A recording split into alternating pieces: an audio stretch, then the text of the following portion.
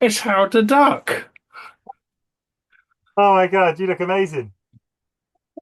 Nice duck, Bill. It worked all right, didn't it? How did you make that? A bit of foam and a bit of card and somehow it moves. I don't know how. I usually get shortchanged by the special effects department, but I feel they've done me a solid today. Absolutely brilliant.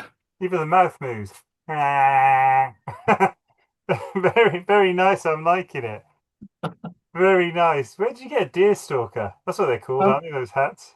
well, it's on the internet, but it's a tiny bit too small. It's actually for a child, so it's cutting off a little bit of circulation to my head. Well, we're just gonna have to get through it. This duckbill's quite hot, so we'll just see Yeah. how far we get before I need to change it. Oh no, it's broken. Oh no! Oh no, it's gone already. Oh God! It looks like you've been in a horrendous sort of car Oh crash and no, run over. oh no. That doesn't really work now, does it? Oh, No, balls. All right, I'm out. I've just got a ridiculous Superman kiss curl now. Well, they done me again. The special effects department. We have to fire those guys. yeah, we need to upgrade. I think we owe it to ourselves, to be honest. Yeah, I think it's the public who are suffering. Yeah. But Sam's, my wife's asking, do you want me to fix it? It's fine, but it's in the past now. It was hot anyway. There was no way I was going to be able to eat my 80 snack with them on. Might Yeah, take good idea. There you go. As soon as that happened, did that just ping off because it was like too tight? Did it like? Yeah, Yeah, I thought it did. I might try and wait for a little bit longer, but Yeah, it's a losing battle. It's yeah. quite uncomfortable. And and I know the pipe shields. I know you smoke that pipe whenever you're writing. Oh yeah, absolutely. Yeah, this is my writing pipe. Yeah. Okay. Oh, so for those who've not been here before, this is VHS Film Club, where a fellow author, Guy Gardner, and I go back in my VW Polo that has had a flux capacitor retrofitted to it. So we go back to the 80s, to back when we were struggling artists, and we could only afford to rent one film, and we need to decide which film we're going to rent. And this week it is a choice between The Return of Sherlock Holmes, not the TV series, this is the TV movie, Oh, um, and Howard the Duck. Now, in fact, actually, I think for this one, we're probably going to be in like the HMV bargain bin. So we're actually going to be buying a video, I think, yeah. because this was never, definitely Guy's film, Return of Sherlock Holmes, was never in the rental shops, No, but was subsequently released. So you didn't have to find it on CBS or wherever the hell else it was yeah. released on. So do you want to quickly introduce yourself for those who've not been on the channel before? Yeah, so Guy Gardner, obviously detective, writer, written a couple of books, sort of keep trying to write them.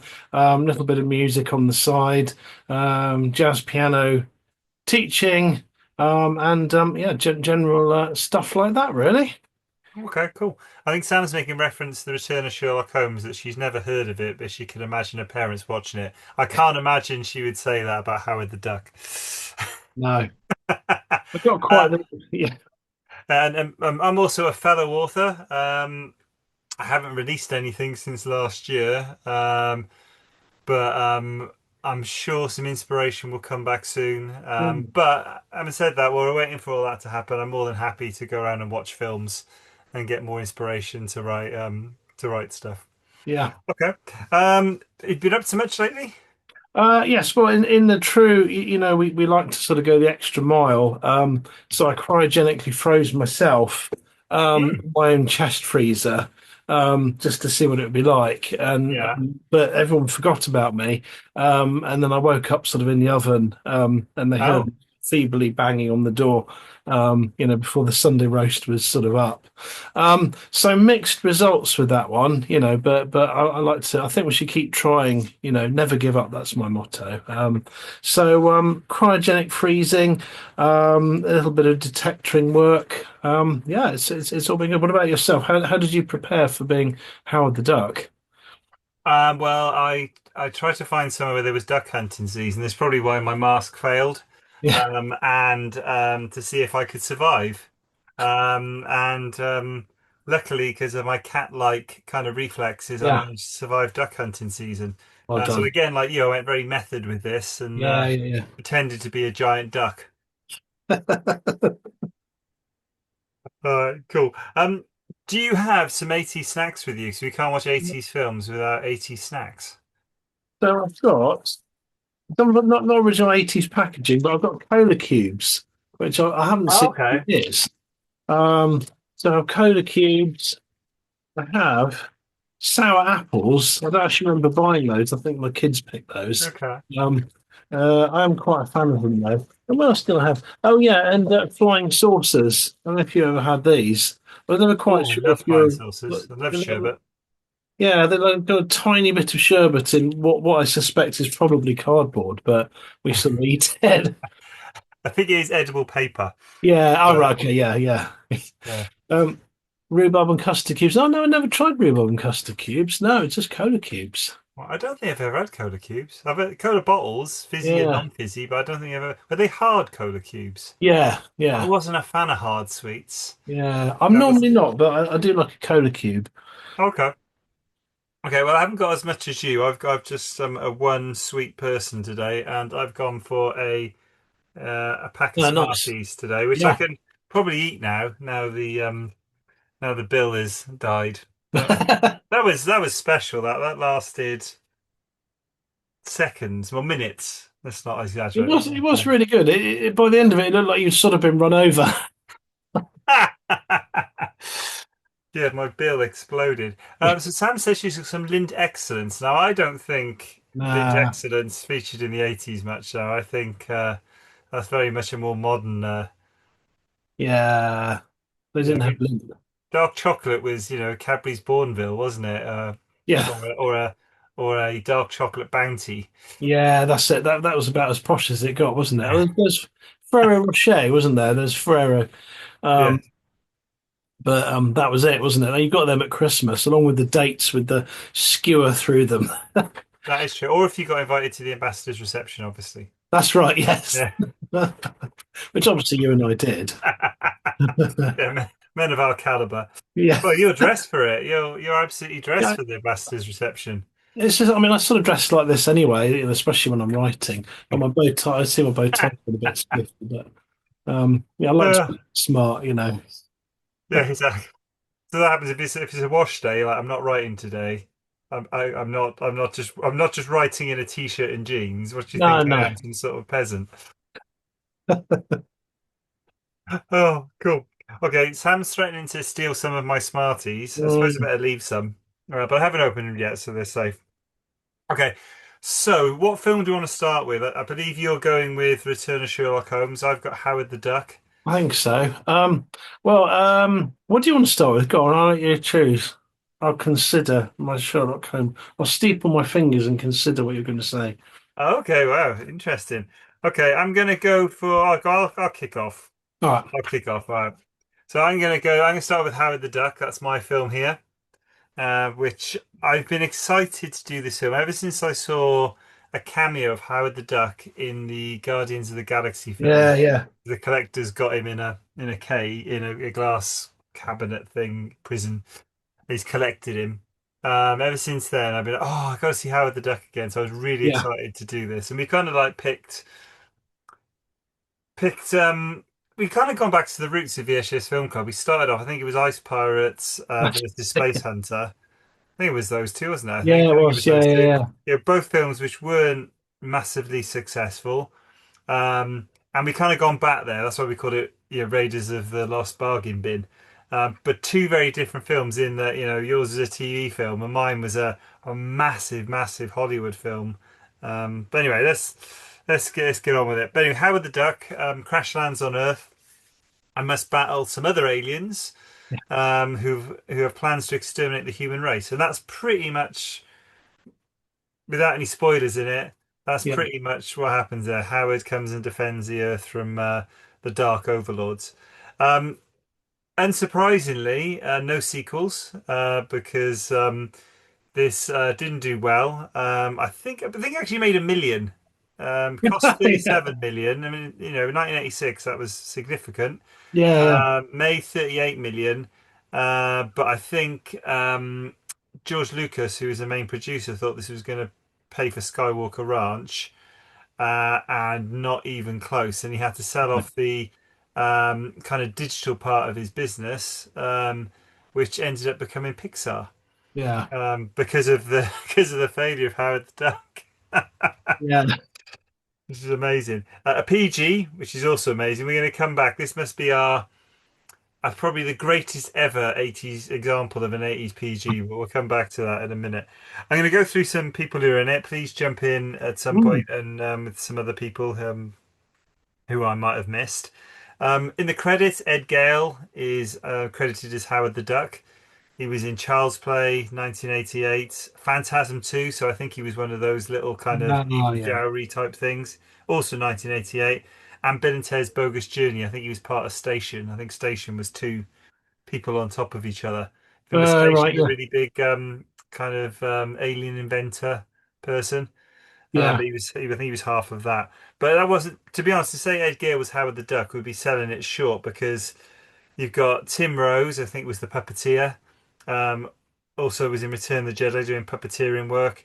1983, Return to Oz, 1985, The Muppet Christmas Carol, 92, and Rogue One, actually, 2016. So lots of yeah, puppeteering stuff. And there were six other actors who were either voice actors, puppeteers who also played Howard. Loads of people played Howard the Duck. Um, Leah Thompson played Beverly Switzer. I said, no, Switzler, sorry. I had that wrong. Back to the Future, sort of. She seems to be in films where wrong things happen. yeah, Um, Actually thinking, but I only just realised what she tries to do in Back to the Future, and yeah, then obviously what kind of almost happens in this film as well. yeah. So she tends to be in films with yeah, Slightly some dodgy. Yeah, interesting yeah, concepts, really, doesn't it? yeah. I forgot about that. Yeah, you hit the nail on the head there. Yeah, yeah. Well, we'll Yeah, come back to that. typecast. Yeah, Jeffrey Jones as Dr. Walter Jennings. Everyone remembers him as Rooney in Ferris Bueller's Day Off, and in Beetlejuice as well. yeah, Fantastic in this, as he was in those other films. You got Tim Robbins as Phil Blumbert. Everyone remembers him from The Shawshank Redemption and I-84. Probably can't compare them in terms of how he acts in both of them, but yeah, he's in this as well. Um, and then we kind of get into the kind of I guess, the lesser known actors. Holly Robinson Peters Casey. So she was one of the members of the band. She was in yeah. 21 Jump Street, 2012. I think she was in the original series of Jump Street as well. Okay. But she was in it. Tommy Serdlow is Ginger Moss. I think he was the manager, I think. Yeah, he was the Yeah. manager, wasn't he? The dubious manager. So he's in Child's Play as well, 1988. Right. Right. Richard Edson, who we see many times, as Richie. This is one of Ginger Moss's friends. The main thing everyone remembers him from, he's the one of the car park attendants in Ferris Bueller's Day Off that steal the Yeah. Ferrari and go off. He's also in Desperately Seeking Susan, so we've mentioned him before. Yeah. Uh, Yeah. Danny Delk was in this as well as Sergeant. I guess that was one of the police officers. He's in Empire Strikes Back. He's actually the medical droid in Empire Strikes Oh, Back, which I thought was quite cool. Nancy Fish, great name, is the bag lady. She's in The Mask. She's the person who owns the block of flats that Stanley Ipkiss lives in. oh, Runs right. always knocking Okay. on his door. So she was the homeless woman in the alley when Yeah. Howard Yeah. Duck lands. And this last one, it took me a while to work it out, because um, it put character names rather than what they do for a living. But there was Virginia Capers in it, who was Cora May, who was the employment agency lady, Yeah. a woman, and she is the also the nurse in Ferris Bueller's Day Off. So not the one who kind of Ah. does Right. the strippogram one or whatever it is. Yeah. No, the one who kind of the school nurse type thing. Yeah. He's given Right. Sloane Peterson all that sympathy because her dad's died. Or no, it's not a dad. It's is it her aunt or a grandmother. Her Yeah. Yeah. grandmother's died, Yeah. but Yeah. it's all rubbish. Was there anyone else in the film that you saw? No, you got some moment. The only things I got was Pat Smear of the Foo Fighters, Oh, who's an extra in one of the gigs. Yeah, you that's see cool. him there. Yeah, so That's um, brilliant. yeah, which I thought was quite good. And he was in another band as well, but I only know him from the Foo Fighters. But yeah, so he was in it. I think that's it. I think you nailed them all. That was great. Yeah, yeah. No, no, I've got that. That's the only one I got. Okay, okay. On Is he the, also in Nirvana? Because I know someone. yes, Yeah, he's in Nirvana. Nirvana. That's the other one. Yeah. Okay, okay, okay. Directed by I don't know how to pronounce this. Willard Huck. Oh God, Yeah. he's gone.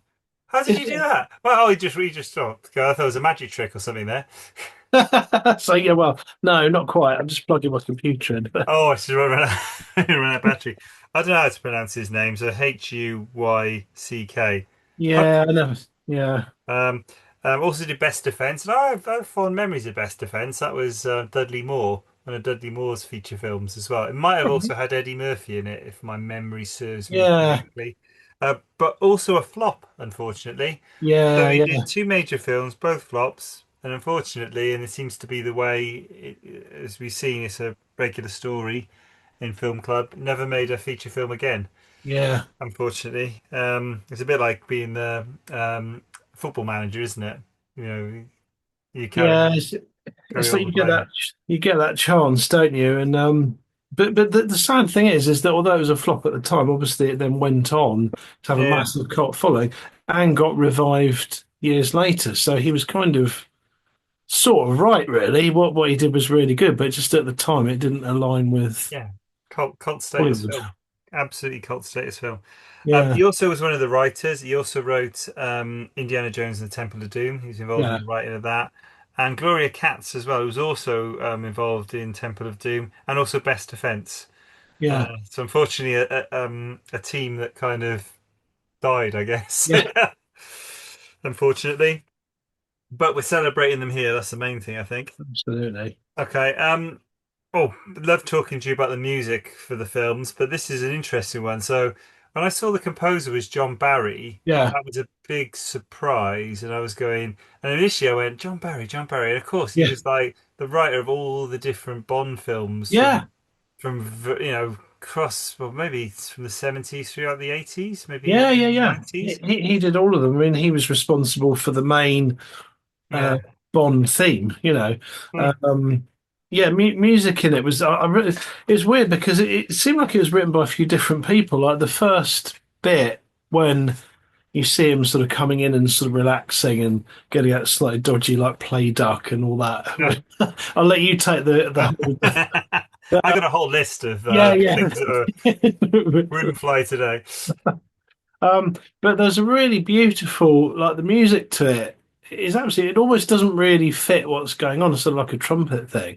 Hmm. And then later on, it sort of changes and it's kind of a lot of different things, Hmm. music for Howard the Duck. But I really liked it. But the beginning bit, I was blown away by it. I thought it was sort of lovely. It didn't quite fit with what was going on, Yeah, but because it's obviously rock themed. There's a lot of rock songs yeah, from Beverly's band Cherry Bomb as well throughout the film. So there's yeah, a lot on that. Yeah, from what I understand, a lot of John Barry's soundtrack was unused. I don't know if that was part of John Barry's that beginning bit. Maybe it was. yeah, Maybe that's why it seems a bit like a hodgepodge of different things. yeah, Um, yeah.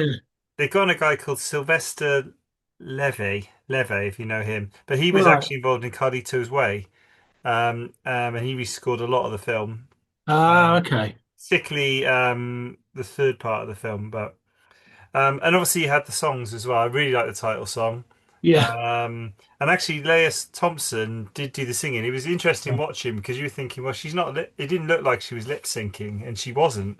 By the Yeah. look of it. She did actually sing the songs. I think there was some talk whether they were going to dub her over her, and then they Yeah. left her in there, which I thought was great.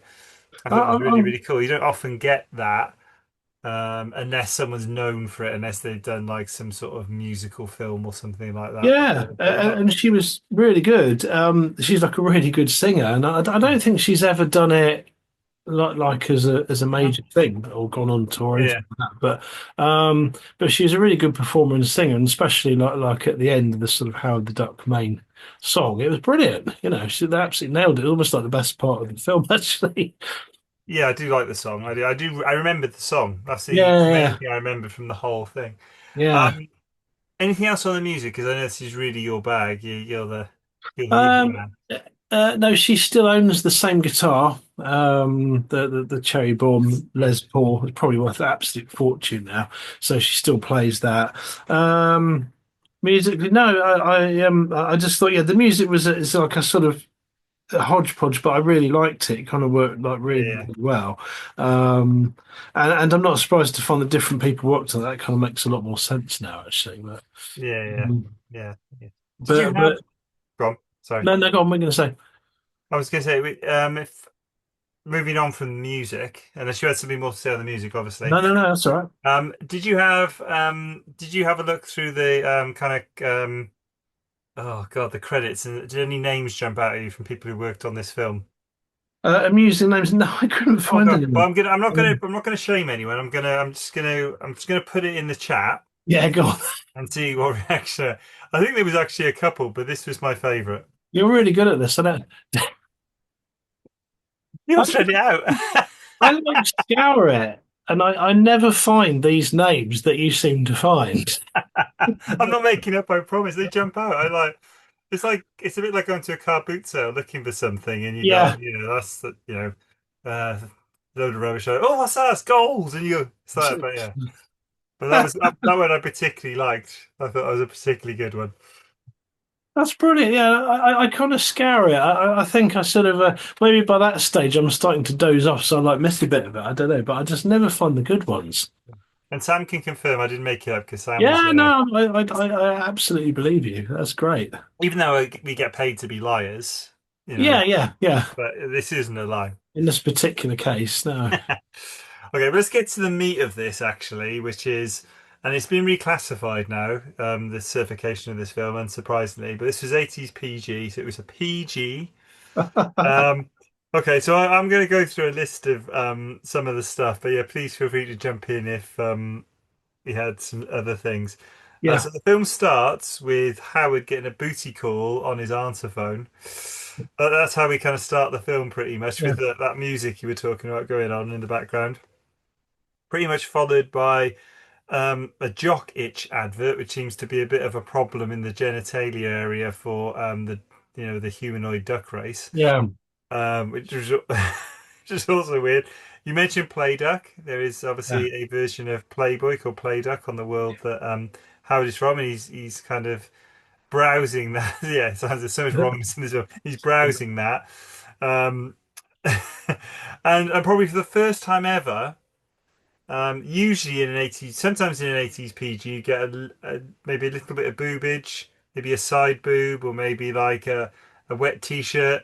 Yeah. No, full frontal boobs within the first 5 minutes of the film, albeit duck boobs. Duck boobs. Do you know what actually got written? The first thing I wrote down when I was watching this, I underlined it was duck boobs. But Like, that's just part of it. Obviously, there's the first bit between Howard and Leah Thompson. There is a scene which potentially could lead to sort of a rape scene, really, to be quite yeah, frank about it. yeah, Before Howard just kind of saves the day.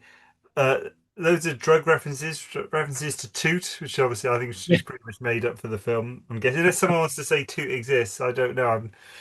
I've never heard of Toot. No, no, no. Horse, Charlie, Bolivian marching powder, never toot. Never Toot. Um, Obviously, something that doesn't happen so much anymore, but yeah, Howard the Duck famously always smokes a cigar, which he does constantly through the film. Yeah, In fact, I know the last film was, or maybe it was the last cartoon where you saw people smoking, was Atlantis, Disney film. That was the mm, last time you saw someone smoking. There was the telecommunications operator was a yeah. smoker, and you didn't see it in a film after that. Or definitely didn't see it in a children's cartoon or No, no. children after that. But anyway, how the duck smoking cigars all the way through the film. Um, there's a bit where there's an accident in one of the labs where a guy's face is pretty much burnt off, Yeah, which I could imagine could upset some. small children. Yeah, yeah. He's char-boiled on one side of his face, isn't he? It's not like open like wounds and stuff. He's got a lot to say despite that, though. He's still quite Yeah, animated, quite excited about he's the a bit science. chatty, isn't he? Yeah. Um, Like true scientist, you know. Like, yeah.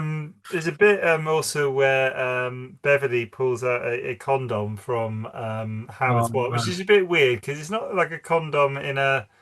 They must have had a discussion saying, well, if you just pulled out the foil packet that a condom's usually in, people might not know what it was.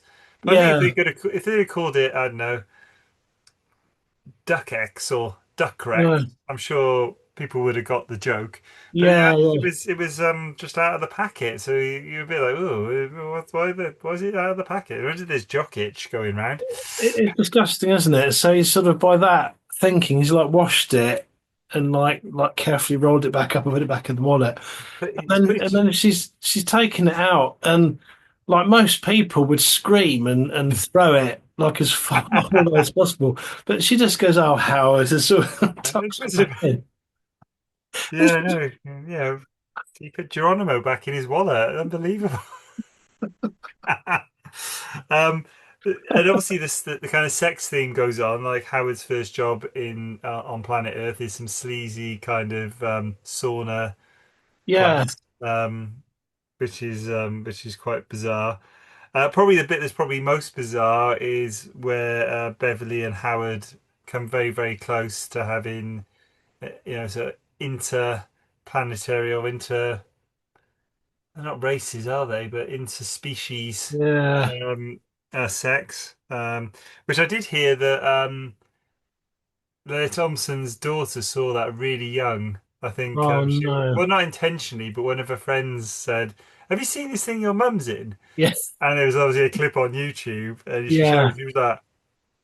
Oh no. Yeah, so Leah Thompson, as well as almost having interspecies sex with a duck, a humanoid duck, and obviously in Back to the Future almost has tries Yeah. to initiate sex with their own child. So she seems to get herself in films into these dodgy sexual situations. Um, what else have I got? There's a bit where Howard is mobbed, where by a mob, and they're planning to chop him into little bits. Yeah. Yeah. Yeah. Alive, which is pretty intense as well. And then the last bit I had, there's a bit where the Dark Overlord needs to charge up, so his tongue comes out of his mouth and kind of snakes Yeah. its way across the cab of this truck into the cigarette lighter.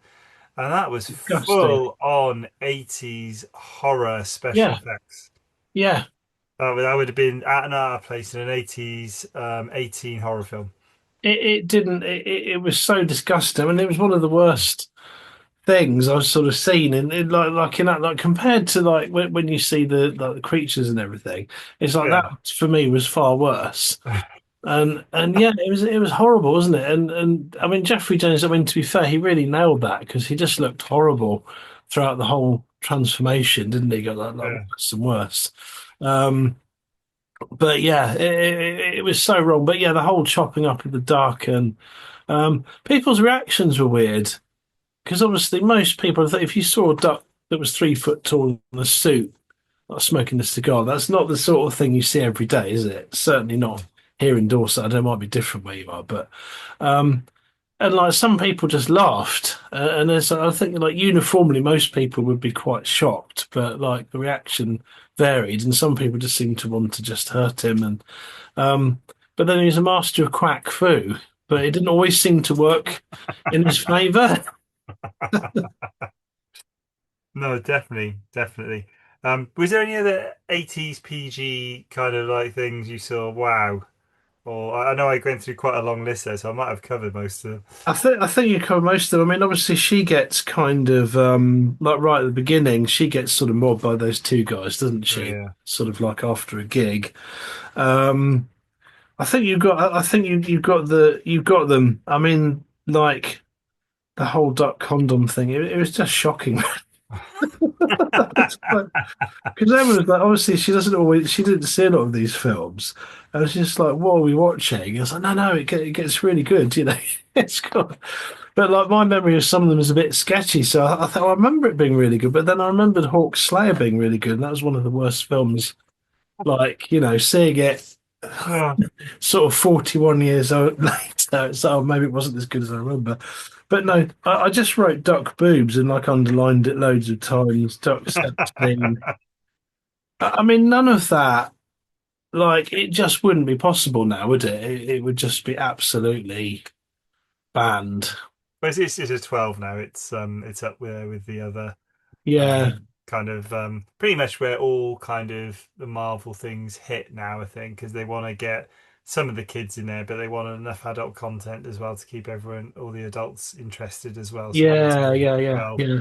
And I I know in know. the comic, I wasn't a big reader. I was aware of Howard the Duck. I wasn't a reader of the comic, although I was a comic reader, but pretty much it was in the same ilk of Deadpool. It was that kind Yeah, of. So you could argue that Howard the Duck, that film, is a watered down version, really, of what it would have been, because it should be yeah, really probably 18. yeah, So they kind of watered it down. They watered down an 18, which at the time became a PG, but today would be a 12, which kind of that yeah, kind of makes sense. But yeah, I think if they'd have been free reign, it would have been more of a Deadpool kind of yeah, level. It yeah, took yeah, yeah, yeah, for being sure. faithful to the comic. Yeah, I mean, they took out. I can't remember which bit they did take some out for release in this country. I Okay. think the condom scene went. I'm not Okay. sure what else because obviously you can't take a lot of it out without losing a lot of the sense of the plot. But I think they did take out the condom scene, so that was I Okay. certainly don't ever remember seeing that as a kid. But it might have Yeah. just gone over my head. A lot of that stuff did it? Because you didn't know, so it's like, Yeah. oh, Yeah. okay, whatever. I don't remember the condom bit. Of course. Tom, but not the condom bit. Okay. Scary bits in this? Any scary Uh, bits jump at you? well, I think the tongue. I Yeah. think it mostly comes down to Jeffrey Jones. Actually, the Yeah. tongue bit was really horrible. Yeah. Um, and his gradual transformation. It was quite good. He nailed it because it was sort of funny, but then also genuinely quite scary. And Yeah. the question mark I had is that when he drives off in the truck, seeking to sort of dominate the world, she sort of nods off and wakes up sort of like that. Oh, but I don't know if I'd nod off with like a dark overlord driving quite a big lorry, and just I'm in the passenger seat. So have a kip now. I think I'd keep on my toes, but I thought it was quite funny. But yeah, I think the tongue bit was the worst thing. That I just really like, and I think as a kid, I remember the end. I remember the monster at the end, but I think the tongue, and I don't remember the tongue bit. But maybe I blanked that out because I just sort of it was Yeah. too Horrible. scary. I can't remember when I watched it, like what age I watched it. If I watched it at a younger age, I was a bit older, but yeah, It was that was PG, my bit. wasn't it? So your parents wouldn't have thought twice about hiring it. No, Yeah. Yeah. absolutely not. No, it's just some terrible stuff. But was that your bit? I can't That think. was my bit. Yeah, Jeffrey Jones was pretty much yeah, like his acting and the that tongue bit was horror film worthy. Yeah, Really. Just the thought of something that big being in your mouth, like I yeah, mean, that's not quite how I meant it, but that kind of feel where you almost like suffocated by something that's coming out of your mouth. It's just like, yeah. ew, It's horrible. it's It's horrible. absolutely horrible. Um, any any funny bits jump at you in this film? Um, Apart from there's some good one-liners. Because obviously he was sort of known Mm. for that, wasn't he? So Yeah. there's some great one-liners. Between him and Jennings actually. Um, so Jennings says in that voice, "The world's in great danger," and he just says, "It is when you're on the highway." And Jennings again, I'm not Jennings, I'm something else. And Howard says, try telling that to the insurance company. I think that's really good. I like the quack foo, having done martial arts myself. I always appreciate a good bit of bogus. The best bogus martial art ever. Did you ever see Remo, Unarmed and Dangerous? With No. Fred Ward, and Okay. he gets taught. this completely made up Korean martial art where he can like run across liquid concrete. And as a kid, actually still as an adult to be fair, I absolutely loved it. But he gets taught by Joel. What's his name? He was in trying to think. Anyway, he's not Korean, but he was like made up to look Korean with this sort of wispy beard. So that was the most bogus, but this probably I guess Quack Fu comes sort of fairly close to that. All the scenes in the microlight, giving it to the duck hunters, I thought was really funny as well. Yeah, yeah, yeah. I think Howard's throwing liners. I mean, the ones I liked was when Beverly tells Phil that Howard is as smart as him, and then Howard goes, "No, I'm depressed," which I really liked. There's a bit where Phil says, tells him to duck because there's loads of fire coming from the Dark Overlord, and instead of taking his instruction, Howard said, "I'm proud of it," which I liked as well. Yeah, I really, yeah, like I said, Jeffrey Jones was as funny as he was, and like just his little noises were funny. He was making when he became the yeah, Dark Overlord. But I quite like when he kind of, even though he said he didn't need to eat anymore in that way, he was quite annoyed when the waitress took his eggs. You know, she took yeah. my eggs. You know, so I quite like. And there's one with Beverly. I think when they bust in to save Beverly, um, I think Beverly said, "Run, Howard. He's in a bad mood." Which I loved. Yeah, so I thought yeah, there was a lot of good gags in there. Um I like I think, and the thing that really got about the whole Dark Overlord is that they're like ultimate evil. Yet they're also quite sort of snitty and like he was mm, annoyed because his eggs had been taken and stuff like that. I really like that. Just that really sort of tickled me. It's like things really irritate them. They're going to take over and demolish the whole world and presumably populate it with demons, yeah. but then they're annoyed about eggs and people not quite doing what they say quick enough. Now, on to special effects, which are usually what we usually hold every film up to is the Star Wars standard. Yeah, Most films fail, but this was yeah, the Star Wars standard because it was ILM, Industrial Light and Magic, and it was special effects.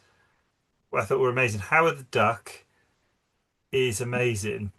That yeah, animatronic kind of puppet, all the stuff around Howard. There's no point in that film I'm thinking I can see behind the curtain.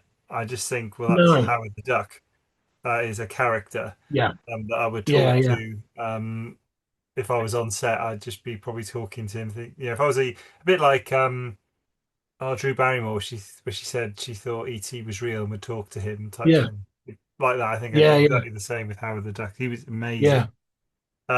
I also thought the stop motion Dark Overlord monster at the end was amazing as well. yeah, yeah, I mean, there's so many parts. He had multiple legs, arms, yeah, tail, heads. yeah, Oh my God, everything was moving, and it all. I yeah, was just like, we talked about this before. The pinnacle of stop motion. It just kind of just before we went into kind of CGI, it was amazing. yeah, I thought the stop motion animation was absolutely amazing. Was yeah. there anything Yeah. else you had in the special effects thing that you saw and was like, wow, that's brilliant? No, I totally agree with you. I think that the Howard the Duck absolutely sort of stole the show with that, and because Yeah, you really do, you just believe in the character, don't you? And there's not too yeah, many films. I can think Dark Crystal. mm, You believe in all the characters, just unquestionably, these are the characters, and I guess E.T. Um, and I can't think of too many more that like, but it never at any point did you think, oh, this is just a puppet, just mm, totally. And obviously that's down to the physical acting as well and the yeah, yeah, voices. Um, but yeah, I thought the yeah Dark Overlord was amazing. The tongue thing was pretty horrible. mm. General Lightning, I thought that was a bit like Big Trouble in Little China at one point with the sort of lightning coming Oh out yeah, of the yeah. mouth. Well, it's the same Uh, effect. It's animation, isn't it? Drawn over yeah, the original um, film. yeah, general fire, moving so little things like Jeffrey Jones having all those powers and able to sort of close doors and stuff. I thought was pretty nifty. Just sort of things like that that are really simple, aren't they? But they just kind of work really well when they're timed and the actors sort of on it and they time it perfectly. Yeah, Sort of stuff like that. The micro, there's a few stunts that looked probably it was just someone flying around in a microlight as well. Looked pretty dodgy landing on lorries and yeah, swooping down into things. And and but it probably was just someone really skilled at flying. Yeah, There we wasn't got too tre much. yeah, we got treated to some really good in the 80s and late 70s, some really good car chase Yeah, films, and this was no exception actually. That car yeah, chase with the chasing the microlight was absolutely amazing. Interesting, there seemed to be a lot of trucks running over motorbikes as well, because that yeah, happened in Smokey and the Bandit as well, and happened yeah, in this film as well. I don't know if it was a nod to that, I don't know, but yeah. yeah, lots of stuff I like think that. that there was a director and he turned it down because of the chase at the end. Oh, the guy, it was we got John, was it John John Landis? Landis, that's it. The guy who Yeah, did Blues Brothers. yeah. Yeah. And he said this is too much. Like I've already done one where like there's loads of car chase and things get run over. I'm not interested. But yeah, but I thought it was good. And I suppose it's an era that I mean I used to watch on Saturdays. There's all those stunt shows. I used to love all that, and people jumping off. And they just really did it, jumping off things and under things and Yeah. over things and. And it's an amazing thing, really, that history. And like in the golden era, when cowboy films were popular, they did all the horse stunts. And you see those Mm. guys do those where they run along the backs of Yeah. horses. And there wasn't any safety. They Mm. just did it, Yeah. Incredible, really. It's a whole art that I suppose now is pretty much gone apart from in performing that sort of stuff for audiences. But There's got to be less of it because there's so much more reliance on CGI now. So there's got to be yeah, less people who do that type of work. yeah. It's a shame, really. It's pretty cool. And it's always good to try and spot the stuntman, isn't it? That's the thing. I'm Yeah. not spotting the film. Is it really? Can you sort of see, and then sometimes it blatantly doesn't look like them. And, Mm. you Yeah. know, Yeah. Okay. So on to some facts about the film. I already covered one of these. Interestingly, during the test screening, so this film was made by Universal.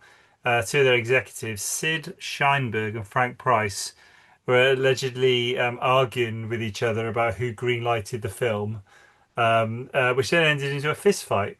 They got into a physical fist fight. It got so got so heated, which really made me laugh.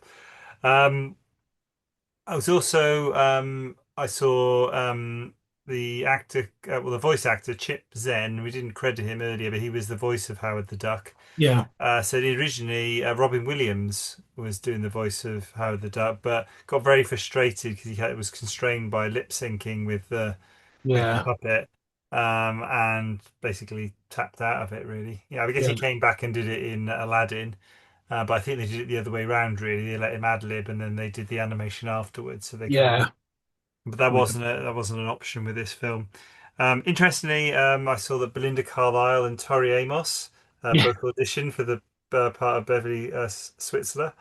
So they were obviously looking for someone who could sing. Actually, interestingly, for that part because yeah, Rosie yeah, Huntington could sing as well. Um, and interestingly, um, it was the last theatrically released Marvel movie until the 1989 Punisher.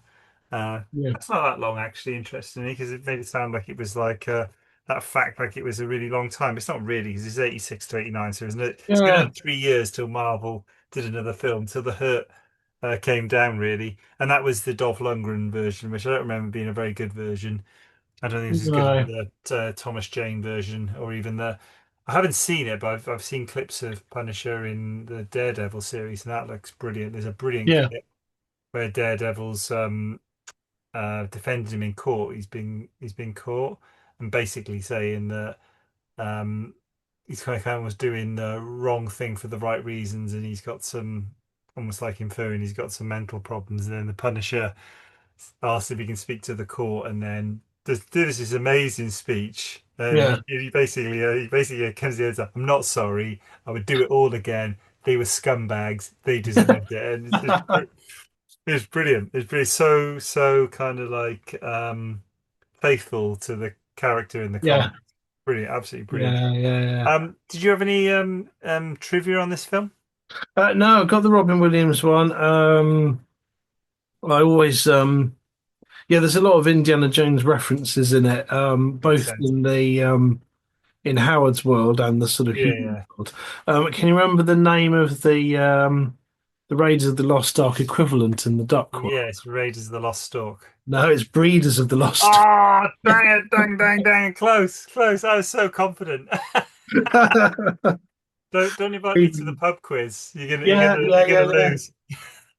Um, and also, yeah, it was the first feature film based on a Marvel comic as well. So that was actually the first one. Yeah, Howard the Duck was just sort of pretty cool until yeah, sort of surfaced 28 years later. I always do a nod to Robin Williams. He's like an amazing. He's such an amazing human. Whenever he was on a film, I always sort of feel I should say this because it just like he always insisted that some homeless people were employed. So there was yeah, never a film that he was on where homeless people didn't get employed, and he sort of helped people out, and he'd go and yeah. talk to people and make them feel, really sort of important. It's absolutely amazing, Matt. Didn't he Really, play a homeless person in The Fisher King? Am he I did, yeah, misremembering that? yeah, Yeah, yeah. yeah, yeah, Yeah, yeah. and he would have got other people. And they said that it never came. He never. No one really knew that he'd done it, so he never sort of made a big deal about it and said, "I'm Robin Williams, and I want you to do this." He said that always a message would come from his management of now it's time to kind of look for yes homeless people to bring on. He would never Yeah. say anything about it. Anyway, sorry, that's just my Robin Williams. Let's go. No, no. But This is the place to go, sort of on a don't know. I say down a rat hole, that's probably the wrong way of putting it, but sort of like go just yeah, meander off onto a subject and not worry yeah, about whether we're exactly. talking about what we're meant to be talking I can't remember what we're talking about now, but I think that was the.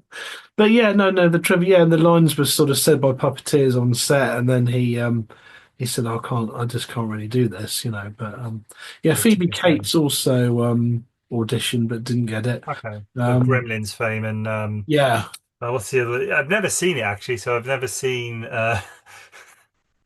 I think everyone in the 80s saw her boobs in that other film, but I've never seen that film, so I must be one of the few people who've never seen Phoebe Cates' boobs. yeah, yeah, yeah. Oh, what's it got? Oh, it's called now. Is it Fast Times at Ridgemont High? Is that one? Oh, that's right. Yeah, yeah, Yeah. yeah. That sounds right. Very Yeah, famously, but yeah, and supposed to be famous for like that. When that was hired out on video, that was always a bit of the video that was completely grainy that you couldn't see because horny teenagers would pause the film at that point. that's the thing. You couldn't really. Yeah, it's hard to pause things, wasn't it? Because the picture would be. Anyway, right. And So it wrecked the moving on. tape as well. The tape wouldn't do very well. It was really a bad idea to pause for any amount of time because it would put strain on that bit of the tape. So then Yeah, when you watch it again, it would degrade. yeah, exactly. Yeah, yeah, yeah. You have to plan things. Anyway, so I don't know what you're saying, guy. just well, anyway, so yeah, I think that's it with the trivia. I can't do anything Oh else. God, please to leave it. Probably in keeping with Howard the Duck anyway. Yeah. Do you have a favourite line or piece of dialogue in this film? I know you mentioned a couple, but Um, I think it says something at the beginning, but it's now completely escaped me. I do like the highway one, where the world's in danger, and it just says it is when you're on the highway. But I'm sure there's tons of other ones. But the one I've got is the one I think you might have made mention of it. The one in the not cafeteria. What's it called? It's an American term for it. I can't think of the right term where they stop and eat. I can't remember what it's called. It's not a cafeteria, is it? It's called something else. uh, Uh, brain's gone. But yeah, anyway, yeah, I think they keep referring to Dr. Jennings as Dr. Jennings, and he says, "I told you, Bird Brain, I'm not Jenning anymore. I'm now one of the Dark Overlords of the universe." yeah. And Beverly goes, Dark Overlord of the universe." And Howard says, "That must be quite a responsibility." Oh, do you know, I had it in my head then what they were called. Diner. It was a diner. Diner, that's it. Yeah, Yeah. yeah, yeah, Okay. Well, I think we squeezed Howard the Duck as hard yeah, as we can squeeze Howard the Duck without making him overly quack. yeah, Um, they call him Howard the Duck. Yeah. Da, da, da, da, da, da, da, da, da, da, da. They call him Howard the Duck. So I guess so going from that huge Hollywood film with a massive budget, God knows how much that would have been, 37 million today in a film. yeah, God knows how much that would have been now. So we're going to go from there, the film that almost bankrupted George Lucas, to a film made for TV, which is what you brought to the table and actually yeah, started the weird vibe. I thought, let's go for something else weird if you're going to bring yeah. this. So you're going for the Return of Sherlock Holmes. Do you want to give us a quick synopsis? Return of Sherlock Holmes. Oh yeah, this one here. That's the one. Yeah. So basically, in a very small nutshell, Sherlock Holmes, by the dastardly, well, it's actually the brother of Moriarty because he does for Moriarty in the Oh, Writing Back Falls. Um, he sends him an ivory box. He pricks his finger on the box, gets bubonic plague. Oh no, what can I do? What can I do? I'll cryogenically freeze myself. Which is obviously, I mean, I've tried it, it does work, but, you have to be careful. And sort of ends up being brought about in the sort of modern world by a descendant of Watson who she's like a detective herself, and she falls on hard times and has to sell the estate. So she sort of goes to England and finds this sort of estate with this sort of machine, and Sherlock Holmes is in it. Thaws him out with a very improbable kind of set of sort of hot kettles and like Heath yeah. Robinson sort of contraptions. I'm not sure about the science. Again, the science and how that's what I was going to say with Howard the Duck. It's a quite dodgy science about sending laser beams to distant planets. It's like implausible. And I think probably waking people up with boiling water is fairly implausible too. But anyway, she does it, and so Sherlock Holmes ends up in the sort of modern world, getting back involved with the case. Um, and it's absolutely brilliant. I mean, it's kind of it's way more modest. I think the budget was 300,000 actually. Absolutely tiny budget in Yeah, that's comparison. what I've got. But then you Um, got the thing how it's trying to get the data how much it made is almost impossible because it's made for TV and it's obviously different. yeah. So I got no idea how much it kind of what it No, brought. I couldn't. It was hard to find out how much it's sort of made, but $300,000 is the figure I sort of got. Wow. Um, and it was originally a pilot. So watching it again with like older eyes, like, oh yeah, this really sort of it has all the hallmarks of being set up for a pilot. But it was actually it was very successful as a TV movie, but it just never got picked up.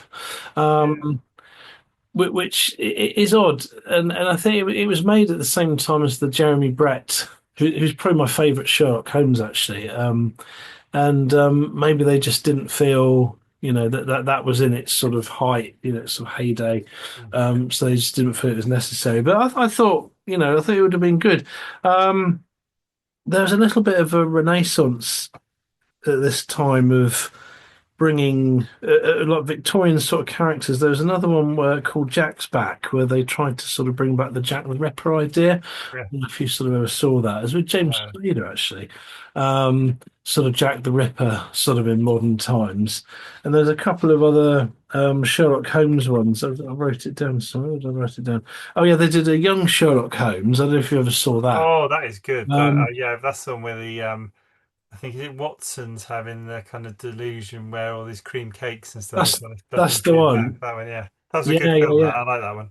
Absolutely brilliant movie. So there's a few of these things of sort of like our like fish out of water thing, Yeah, I yeah. guess. But I've got a personal connection to young Sherlock Holmes because my godfather designed the special effects for that. Oh, cool. Quite I interesting. Yeah, think you Kit mentioned that before, West. actually. Sorry. You mentioned that before. It's cool. That's a Yeah, cool yeah. fact. He sort of did a few, he did a few things like that. He did Dune as well, the first sort of Dune. But so yeah, so he sort of designed all that, and again, it was all sort of animated. Hmm. Um, but yeah, so Weird Adaptations of Sherlock Holmes is also Without a Clue, with Michael Caine, which I don't know if you ever saw that one. Um, No, I remember. I might have seen it. The one that always jumps at me is it Clue? The one is which is I forgot who's in it now. Oh, have I got the name of it wrong? I'm trying to think of the people who are in it now. I can't think now. It's always got like three different engines. The one with oh God, Tim Curry in it. And it's got like three oh, different endings at the end. I think it's that's called right. Clue. It is called Clue. Yeah. I do know the one you mean actually, and I can't think. It's got some quite heavy hitting actors in it as It's well. really good though. Really, really. I watched it. I watched it. I think not last time I was like had a virus. One of the things that oh no, I watched that. I haven't seen that Yeah, for ages. It was as good as it was when I watched it yeah, years ago. But yeah, that was really yeah. good. No, brilliant, all of those ones. Yeah. So without a clue was Michael Caine as Sherlock Oh, Holmes, but the okay. twist on it was that he was a complete buffoon and Watson was the clever one, but wanted to remain hidden. And so he was this sort of drunken actor, just employed to be Sherlock Holmes. It's really funny. So it was just interesting. There's a few sort of Sherlock Holmes like spin-off kind of things then, so I thought was quite quite funny. Um, Anyway, so back to this. It was directed by Kevin Connor, who did kind of weird. Again, some of these things we've kind of gone into this before, where you think like how did these the directors just do sort of weird stuff? So Kevin Connor, he did five Christmas movies that were really big on Christmas movies. One called Motel Hell, which was like a horror movie. I don't know if you've ever seen it. I've never seen it. Uh, But this couple were kidnapping people to turn them. It was a sort of Sweeney Todd sort of vibe, okay, yeah. turning people into pies and things. Um, then he directed North and South, which was a really good series about the American Civil War. Oh, right, yeah, yeah. Swayze, Moonlighting, Yeah, I so a had lot of that one. TV stuff. And then he did a few which you kind of expect, like Great Expectations. And then we get into the golden era of my TV, Remington Steele and Heart to Heart, Space 1999. So he directed those, which are just things. I just love Remington Steele, Heart to Heart. That was Saturday night for me, you know. Written by a guy called Bob Shane, who Yeah. did, again, I don't know if you ever saw any of these. I'm like a tad bit older than you, aren't I? But Simon and Simon, did you ever? Never watched that. The only thing I know he wrote was an episode of Knight Rider. It's the only thing of note Yeah, that I saw that. But no, Simon, what's he called? Simon to Simon? Simon and Simon, yeah, it's Simon these to two Simon. brothers that were detectives. Okay. Whiz Kids, which is a really good one. Murder She Wrote. I think I've And then seen he that did a few on Sherlock. Morning Matinee at the cinema with kids. That sounds familiar. Yeah, Maybe. yeah. And he did a few Sherlock Holmes TV series, and then Tales of the Gold Monkey, which is another one I remember watching as a kid and absolutely loving. It was a great. I don't know if you saw that. Tales of the No, I didn't see that. Gold Monkey. So it has Michael Pennington as Holmes, who Yeah, yeah. I think most people would know him as Moff. I don't know how you say his name. Gerard, you might know. He was Um, basically the guy rebuilding the Death Star, wasn't he, in Return of yeah, Jedi? The guy who's yeah, probably got the most work-related stress in any film whatsoever. Like his immediate boss is Darth Vader, and if yeah, things go wrong with him, it's the Emperor. I exactly. Yeah, mean, talk about pressure, like yeah. to There's a deliver great with scene in impossible it. timelines. Yeah, exactly. And Vader sort of says to him, the Emperor's not as forgiving as me. I'm a really Yeah, nice guy, but the because Darth Emperor, Vader's known for his forgiveness, isn't he? yeah, You drop a bollock once with Darth Vader, he tends to choke you out, and yeah, it doesn't matter if he's on the other side of the galaxy, he still does it. yeah. I thought he was the guy that Vader choked out, which always makes me laugh. That scene where he's going, your sort of mumbo jumbo voodoo's finished, Vader, Yeah. and like see everyone in the background going, no, and he kind of carries on regardless, and then Vader sort of chokes him up. But that wasn't him anyway. That was some some other sort of poor unfortunate.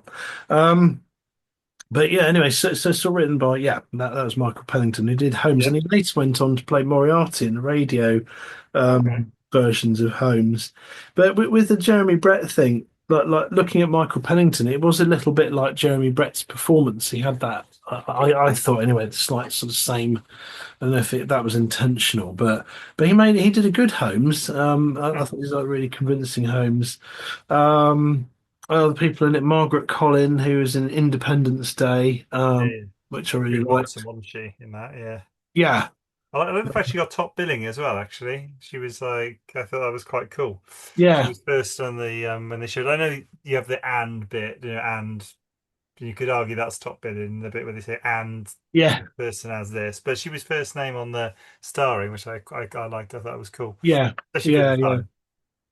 Yeah, absolutely. And she was in a thing called Elementary, which is a version of Sherlock. We've got our version of Sherlock Holmes, Benedict Mm, Cumberbatch, which I think mm. is really good. The Americans sort of did a version of it as well, All right, of sort okay. of Sherlock Holmes in modern times, which it's all right. I don't think it was as good, but anyway, she was in that. Probably most famously, Three Men and a Baby. Um, Shane Rimmer, who was in a couple of Bond movies. Yeah, yeah. So it's one of those faces that you'd know. He was in You Only Live Twice, and I'm not sure what the other one was. I did write it down, I but got yeah, I got Diamonds Are Forever and Live and Let that's it. Die. Yeah, yeah, yeah. And he was also in Thunderbirds as well as sort of Scott Tracy. Um, but yeah, I don't know. Was there any other cast ones that you I got? had quite a few. I had Lila Kay as Miss Houston, so she was the barmaid in American Werewolf in London, in Right, the yeah, remote pub. yeah, So she was in that. Connie Booth as Violet Morstand. She's obviously famously in Fawlty Towers. She was the maid in Fawlty Towers, yeah, ended up being John Cleese's girlfriend for a bit, I think. I don't think they ever yeah, got married. What else left? Nicholas Guest as Toby. He was in Trading Places. I don't remember him in that, but I do remember him in National Lampoon's Christmas Vacation. He is yeah. the kind of really kind of spineless, kind of modern man living next door to Chevy Chase, who Oh, yeah, yeah, doesn't want to like complain about all the crap that keeps happening to their yeah. house. But That's right. he's Yeah. that person. Couldn't miss William Hootkins as Yes. Spellman, so Porkins from Star Wars. Yeah. Also, he's Munson in Flash Gordon. That's right. Right at Yeah. the beginning of the film, won't get in the rocket. And then obviously in 1989 Batman, he's Lieutenant Eckhart as well. So brilliant. Yeah. Love him. He's a brilliant actor. He's done some lots of different roles. Yeah. Um, Yeah. Tony Steedman is the Doctor. I don't remember him from Scrooge, but he's in Scrooged. I don't know if you remember Right. who he is in Yeah. Scrooged, because I know that's one of your I know who favourites. he is. He's a waiter in Okay. Scrooge. You know when they're in the restaurant and he starts Yeah. losing it and he thinks someone's on fire. Yeah, yeah. He's the waiter that he says, "Are you him?" And he says, "No, sir. Are you he?" That's him. Yeah, yeah, yeah. I was trying to think where I'd seen him, and I couldn't get that. But yeah, that was it. I remember now. Well, Yeah. I remember him from he's Socrates in Bill and Ted's Excellent Right. Adventure. So when they bring everyone back from the different times, they bring back Yeah. Socrates for the school project, the history project. But Yeah. he was in it. Um, Paul Maxwell as Hopkins, Yeah. Aliens. I can't remember who that character is, to be honest. But anyway, I can't remember who Hopkins is. No. Oh, I know it is. It's the FBI guy, the FBI person they originally see, and he refuses to help them. So Right. Yeah. he's basically in Aliens. Ripley has to go to this hearing about why she like completely destroyed this multi-billion Oh, yeah. spaceship. Yeah. Yeah. Yeah. He is Yeah. on that panel. He's where Right. they don't believe her, Yeah. because there's no evidence of this alien. What else? A guy called John Sterland. I don't even know who he played, but he was in Batman '89 as well. Yeah. Um, Mi- um, Miles Richardson as Barton. He was in Flushed Away, so a voice actor. The one I did jump out at me though was Rico Ross as Matthew, the security guard who gets fooled. That's right. He is one of the Marines in Aliens. Yeah. That's He right. doesn't Yeah. last Yeah. very long, to be fair. I think he's pretty much the first Marine who gets it Yeah. Yeah. when Yeah. they accidentally go into the kind of the nest type thing. But that was it. I love all the little actors, and I couldn't let William Hootkins go without a mention because he's No, absolutely. awesome. Yeah. That's right. Did you said about Paul Maxwell, didn't you? Paul Maxwell, yes, Yeah. yes, oh, Yeah. yeah, yeah, yeah. Paul Maxwell. So he was the guy from Aliens as well. The guy who was giving wouldn't believe doesn't believe Ripley's story. Yeah, that's right. Yeah, yeah, yeah, yeah, yeah. It's interesting. There's a few people that like both films that have been in like Raiders of the Lost Ark and Aliens as well. But it's quite interesting. Yeah, Barry Morse, who was in Space 1999. Mm-hmm. So he would be again a bit before our time, but he was a much loved Oh. sort of actor from that sort of kind of generation. Um, yeah, no, that was really sort of really sort of cool sort of cast. Um, there's a few. Have you got any sort of funny bits in it? Um, I thought the freeze thaw sign that kind of flips round like bit like James Bond's number plate. Yeah, Or what it reminds me of, it reminds me of 60s Batman. That's what it reminds me of. Yeah, It's kind of like imagine that on Mr. Freeze's gun or something like yeah, that. In fact, I think it might be on that, but he just looked exactly like that to me. yeah, Um, yeah, yeah, there's a lot of comedy that comes from Sherlock Holmes, which is interesting because yeah, I think he's almost like, especially with his disguises, he's almost very Clouseau-like because he does a lot of yeah, disguises in the film, but it reminds me very much of Clouseau from the Pink Panther films. yeah, yeah, yeah, yeah, yeah, And then, yeah, I think all the humor came pretty much from Sherlock, and then just Sherlock kind of struggling with the modern world. There's a bit where he warns this guy that he's a master of the Japanese art of jiu-jitsu, and then yeah, just gets owned completely. yeah, Like he doesn't show any. When he tries to throw him and just can't even move him, and it's like and he gets beaten up, which made me laugh. Uh, I quite like the bit where he exclaims radio. He doesn't even know what radio is because it's after his time. That made me laugh as well. yeah, And that bit right at the beginning where he comes to completely the wrong deduction upon when he arrives at the US because he's yeah, basically looking at a photocopy of a copy of it's a photocopy of a copy, isn't it? And yeah, yeah, draws all yeah, these wrong conclusions, ends up offending Miss Houston yeah, on a perfume. So that made me laugh as well. So all the humour for me, pretty much around Sherlock, which is interesting because he's usually because he's so respected, he's not usually the source of the humour. So I thought it was an yeah, yeah. interesting take. Yeah, no, it's great. I quite like when he thinks he's in the middle of the desert and he sort of thinks he's gone back to London and he's kind of like completely sort of wigging out. Really funny.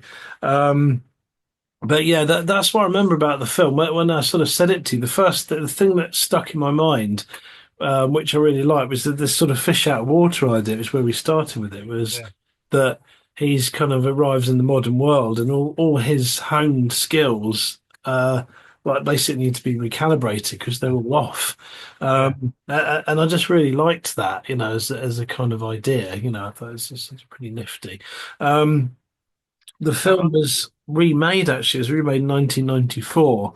Almost exactly the same plot. I can't remember what it was called. I've But got it. it was the same sort of idea. It's basically the same. Yeah, I it's don't know pretty much how the well same it did. name. 1994 Baker Street, Sherlock Holmes Returns. Yeah. But yeah, I'm not sure how well it sort of did. But No, um, I'm not sure either on that one. but And what about the music on this one? I thought the music was really good on Yeah, that one. so the music was that's right, Ken Thorne, who was actually a big band pianist, weirdly. That's how he sort of started out, and then he obviously decided he'd make a lot more money writing film music.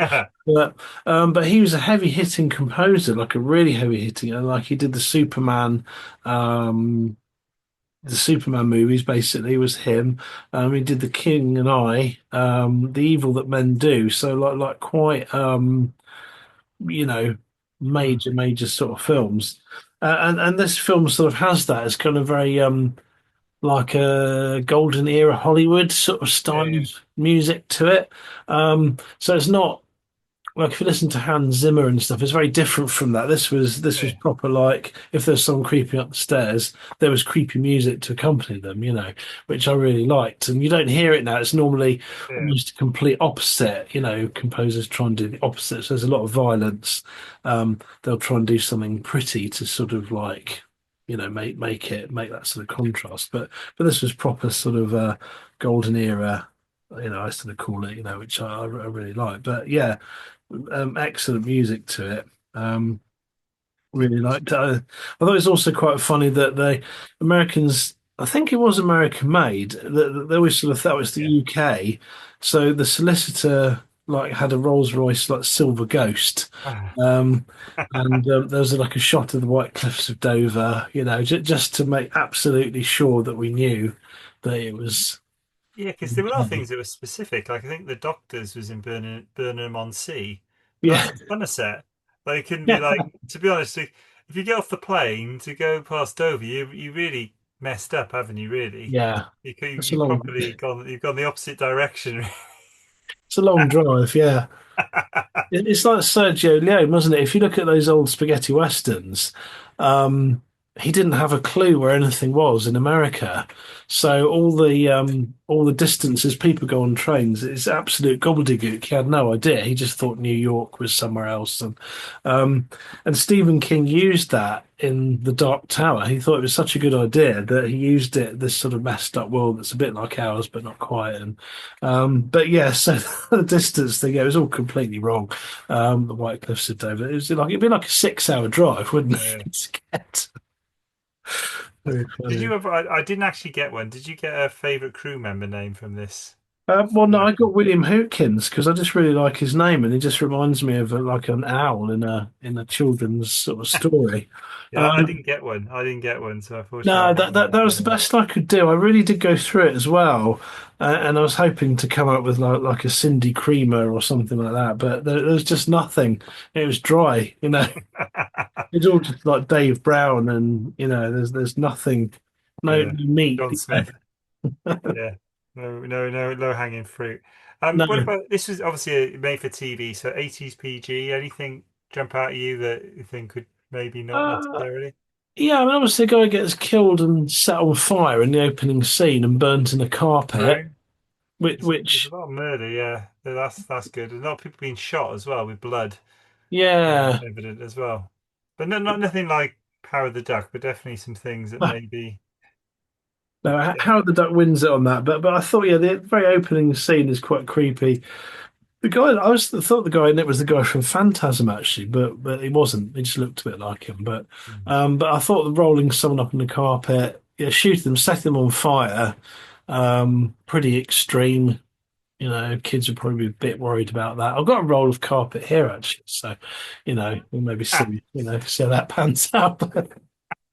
well, Sam said she was happy to see the retro toys in the toy shop, which was cool. Yeah, it's all like his mask in the Oh toy. yeah, You know, yeah, all the old toys in the toy shop. yeah, yeah. Yeah, that was Um, quite cool. I think that's like what's mask Mobile Assault Strike Command. I think it sounds. Well, someone's going to correct me, but yeah, I had the other thing wrong. Breeders of the Lost Stork, so I'll probably get this wrong as well. yeah, And yeah. special effects as well.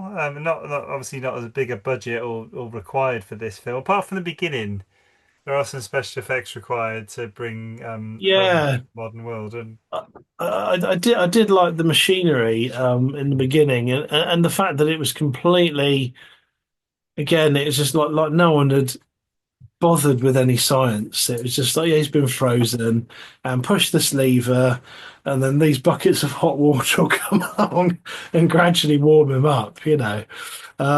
But I thought that was really funny. But I kind of like that, just added to it. You can be too, it's quite funny just to do that. So I did like that and the whole thing of him coming out. He came out remarkably. He just came out as himself, didn't he? Like most people would be throwing up and like panicking, but he just sort of pretty much calmly sort of sat up and which I thought was quite funny as well.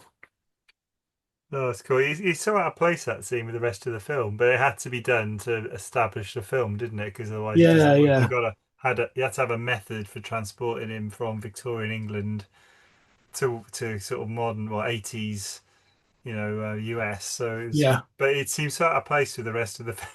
yeah. It was really nothing else happened like it in the film, but yeah, it was a tiny budget really, and I think they pulled it off. It was a really good story. The story was actually based on the Sign of Four.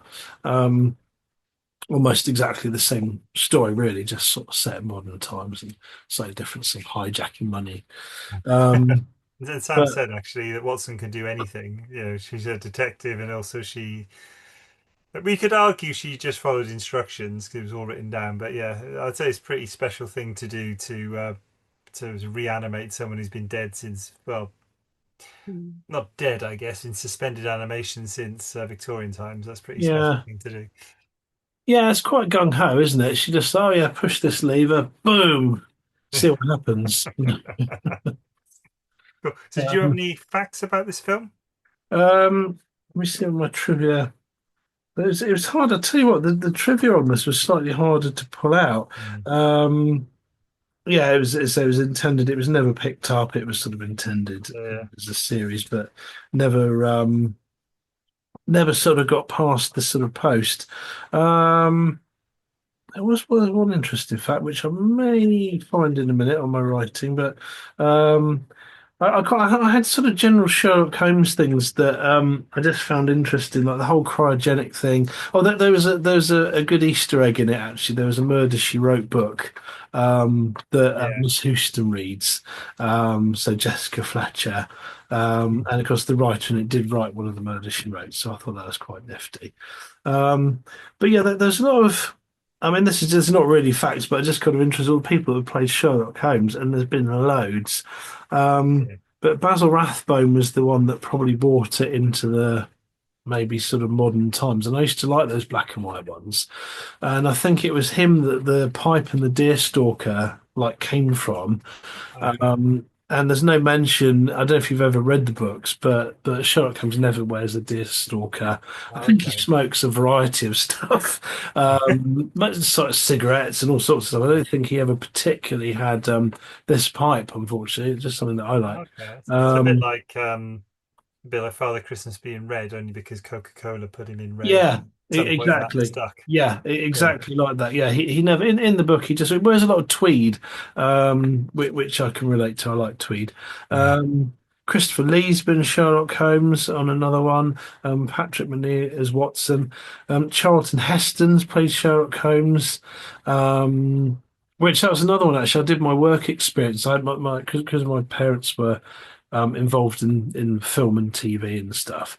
I did my work experience at Pinewood Studios, and I got two things from that. I got I broke a bit, the bell that kills the Joker at the end of Batman. Yeah.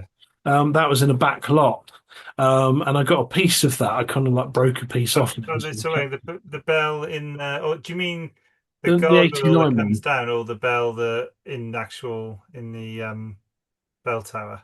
The one in the bell tower that just crashes through. Yeah, that one. Yeah.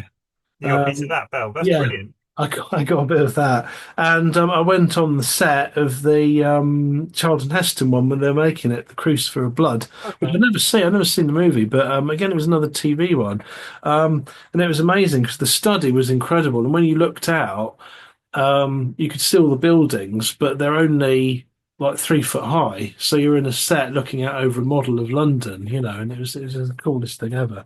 So that's my little sort of claim to fame. Christopher Plummer played Sherlock Holmes. Ian Richardson, Jeremy Brett. Um, I don't. Do you have a favourite Sherlock Holmes?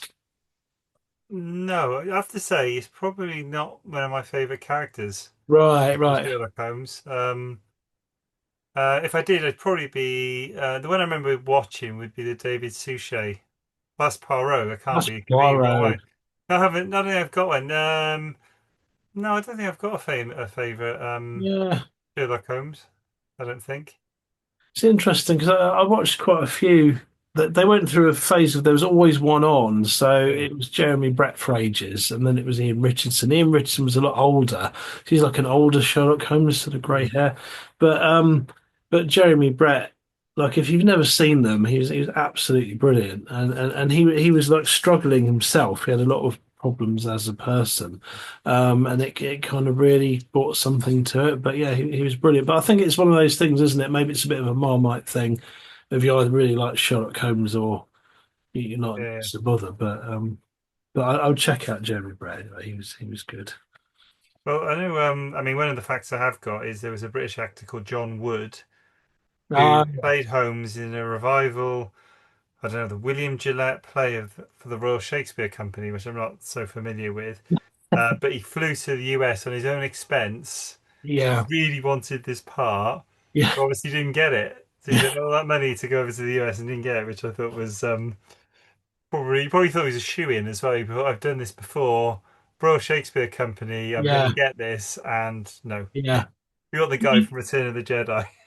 Yeah, exactly. But you can imagine him turning up as like a method actor in the full Sherlock Holmes gear Yeah, and going, "Sorry, mate, it's just not for us."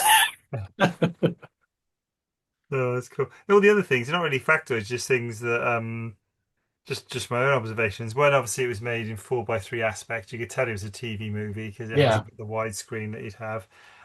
Actually, part of me learning to drive was in the same model Escort that yeah. Holmes drives Oh, because right. my brother had the same car. Yeah, different color. So that was quite cool to see that. Car of the year 1981, I think. But don't yeah, quote me on that because obviously I got the other thing wrong as well. Um, Obviously, there's a little bit of a thing about where they get the vibromycin at the doctors. yeah, Obviously, in the UK, that's not possible. You have to go to a pharmacy to get there's kind of a check and balance. You can't just grab yeah, it. With the fact it was like right in the front of the cabinet, there was loads of it. It was really clearly yeah, marked so they could steal it. That did make me laugh. I yeah, love the fact that when they're looking at TVs, they're obviously showing this amazing invention to Holmes, and they're looking through the window of a Dixon's. I thought that was yeah, brilliant because I couldn't be any more. I think that's where I got my Spectrum computer from, was from a yeah, Dixon. Dixons were huge yeah, at yeah, that yeah, time. yeah, So you got your TV from, and probably all the white goods in your house as well. But yeah, I yeah, just saw yeah. that. I was seeing Dixons. I thought it was quite cool. It couldn't be more Um, British, could it? Even more couldn't so be, than the yeah. White Cliffs of Dover, really, you know. Yeah, Dixons is Yeah, probably more UK to me than White Cliffs of Dover. yeah, I don't think I've ever seen the White Cliffs of Dover. I've no, seen a few Dixons in my time. That most people have at a certain yeah, age. Um, I thought it was very, yeah. I was thinking, thank God Holmes was driving in the Arizona desert where he couldn't really do too much damage, yeah, which made me smile. And I loved, and obviously this was common, well, throughout TV history actually, but it was quite obvious was the green screen in the cars. Well, it yeah, might yeah, have yeah. been green screen. Well, it wouldn't have been green screen then, would it? It just would have been It would have it just would have been been a muttered. film. Yes, no, it's not a green Yeah, screen. It's just the film behind the car. yeah, yeah, I yeah. just like that. That's really because it's really, really. Um, it couldn't be anything else. No, It's got a no, certain look about it. So I really enjoyed all those scenes where they're driving the car and they got the film in the background to make it look like they're yeah. traveling. So I really like that. I mean, that tech basically hadn't changed from like the old Buster Keaton Yeah, yeah, movies yeah. when they're just running stuff by the car and they're just pretending to drive. Just put the car on a trailer. That's why did they do? It's probably cheaper as well, you know. But yeah, That's what I that love was it. yeah, that made me laugh actually. Yeah, one of the worst, probably definitely the worst effect. Yeah, it's probably not a good special effect, but I did like it. I kind of like, well, I was like, it's a TV movie as Yeah, well. And so I was just like, well, it's kind of, I can understand why they would do that, but that made me smile yeah, as yeah. well. Did you have a favorite line in the film? The Any favorite bit of line of dialogue? mine is she says, "Holmes, that's an adult bookstore," and he says, "I'm an adult." That was my favorite one as well. Yeah, it was absolutely great because it just really it just shows where he's from, you know, and it just makes me laugh every time. Yeah, I love that bit. That bit really made me laugh. Right. And if unless we've got any more juice to squeeze out of this TV, like I said, there wasn't many because it's very niche. There wasn't yeah, actually that much to, facts out there about that. And if you really dug into kind of the actors and where they'd been and what they'd done and yeah, yeah. It was a the hard one Sherlock in actually. general. Yeah, Um, so Ryan, are you gonna stick with your first choice? I was Is sort it of tempted. Howard the Duck? Yeah, I was tempted to go to Howard the Duck. I was thinking about it today because it was brilliant and just duck boobs. You know, it's probably just that. But Enough to push you. Isn't that enough to push you? Just duck boobs? it sort of is, but what I liked about Sherlock Holmes, I'm going to stick with Sherlock Holmes because what I liked about it is that as a man approaching, you know, a slightly older age, I like the I like the idea we can still be useful, and I liked, you know, the fact that all his skills, you know, still counted for something, you know, because I feel like that, you know, that I used to have a Atari and you know all that could still be useful one day. And yeah, I just love the fact that he was still, despite coming from like the 19th century, he still had something you know to sort of offer. And I would have liked to see it turn into a series. Actually, I reckon it would have been good. Um, It was definitely queued up, wasn't it? That last scene, you could see yeah, it was all queued up to be like they yeah, had a team there, the FBI guy, they had yeah, Watson, they had Sherlock. He was all queued up for it.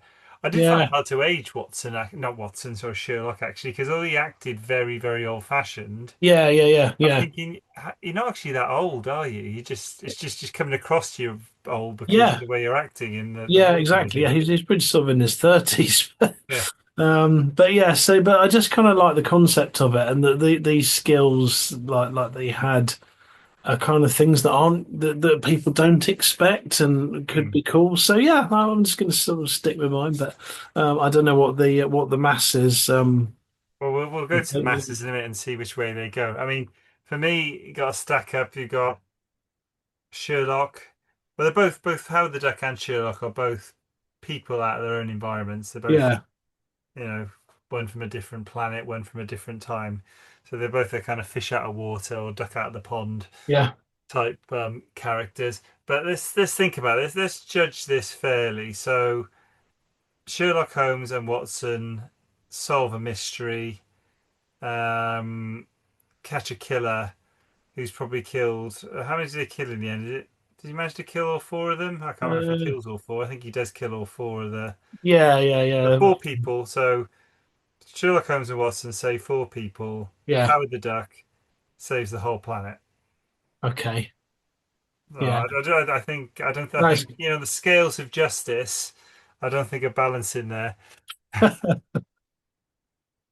Okay. I'm going to stick with Howard the Duck just on how many people, and you could argue that Sherlock Holmes and Watson don't really save anyone. They helped kill a few of those people because the way the plot went.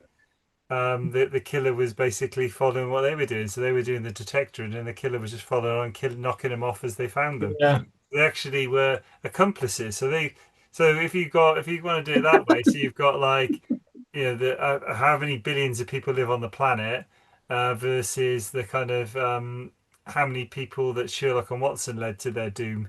Because that guy, yeah, the person who kind of committed the crimes weren't going to kill anyone else. They had no motive to kill anyone else. They were done. yeah, Even if even if that person had got away with it and not brought to justice by Sherlock and Watson, they yeah. wouldn't have gone I off and wouldn't. killed anyone else. They're not saving anyone. Whereas Howard the Duck saved us all. Yeah, Like Flash Gordon. I may have to concede that one. I haven't got a good. I may have to say, my friend, that's a point well conceded. Um, Well, the people, the person, Sam has gone for Howard the Duck just because it's so one of a kind. Although I'd say, in some respects, maybe the film we just watched. I mean, I haven't said they did remake it, didn't they? But like cryogenically bringing back Sherlock is a very kind of singular idea, I guess. Although they did it yeah, again, and just the way Sherlock was portrayed in a comedic way as well. I know you said about Michael Caine as well, but um, there was definitely something very Clouseau about that Sherlock, especially yeah, when he's like getting into his doing his characters and his disguises and stuff. It just really made me laugh because all of us as an yeah. audience is just going, "Well, that's clearly Sherlock It's Holmes just him. putting on a Yeah, stupid voice." and he had some quite weird. He used different names, didn't he? But like, arguably, it wouldn't really matter anyway. But like, I can't. He had some like shocking Rome or something. It's like some really daft. It's like shell shock something, wasn't Yeah, it? that's right. Yeah, I like that. But it looks like, well, if we just go with this, it looks like Howard the Duck has won, which is Yeah, unusual because I usually get trounced in this. So yeah, yeah. you sticking, you coming over to the Dark Overlord side and going with Howard the Duck? I think I could be persuaded on this one actually. I might go Howard the Duck. Okay. I Well, just keeps just saying duck boobs. Like across my mind, like a ticket tape is just saying duck boobs. that'll be your next tattoo. Is Yeah, yeah, exactly. Yeah, yeah, Okay, so Howard the Duck is the winner. I'm yeah. rarely in a position where I win. I don't know how to How do you? take that. Yeah. What are you going to do now? I don't know. I'm thinking probably run around in the street naked Yeah, celebration, like sort of get my t-shirt and just like wanging it around my head type thing. yeah, yeah, yeah. Get the bill back on. People will think I'm just supporting the World Cup game or something like if a Spain or Argentina fan. Yeah, All right, cool. I did have some ideas for the next film club. I can't remember all of them, but one of them was, and I don't think we've had him on yet, but have Michael J. Fox versus Michael J. Fox. Oh And I was yeah, that's big. thinking, Yeah, and for me, that would be Back to the Future versus Teen Teen Wolf. Wolf. Yeah, yeah, yeah, Um, yeah, yeah. so that was I don't know which one you'd want out of that. I think out of the two, I'd probably want Teen Wolf because I love Teen Oh Wolf, yeah, even yeah, though yeah. Michael J. No, I Fox didn't like it. yeah, Um, but I had some other ideas. We can come back to that, I think. But yeah, that was my suggestion for the next one was to because we yeah, haven't touched Michael J. Fox. We've had let's think of the icons we've had. We've had Arnie. We've had Carl Weathers. yeah, yeah. Who else have we had? Have we had any Sly Stallone films? I'm not sure we have actually. I don't think we have done I haven't Stallone. done Sly. We've definitely done Bruce Willis. Um, I'm trying to think of some other icons. Have we had Robin Williams yet? No, we haven't done Robin Haven't Williams done Robin either. Williams either. But yeah, Michael J. Fox is couldn't be couldn't be more 80s than Michael J. Fox. So we Yeah, probably yeah, yeah, deserve um he probably deserves his own show. So if we go two of yeah. those films up against each other, that might be where we need to go. That'd be great. Yeah, I'd definitely be into that. Yeah, All right, cool. Well, yeah, thank you very much. I've always enjoyed doing this. I've managed to not touch my Smarties so I can share them with Sam. yeah. Well Um, done. I need to give the special effects people the hot hairdryer treatment. I think this is the last time we use them. I was so impressed when the mouth moved. I Yeah, was yeah, impressed for like a minute. yeah, yeah, yeah, yeah. No, well, it's a hard decision, but sometimes you just got to cut away the dead wood. Yeah, £20,000 that cost. Yeah, yeah, yeah. Lasted a Not on. minute. It's not on. It's Even I making don't us get look paid bad. that much. But all right, well, thank you very much for this. It's always fun, and I will see you and everyone else for the next episode of VHS Film Club. Brilliant. Okay, cheers, Always a buddy. pleasure. Yeah, Take cheers, care. bye. Bye.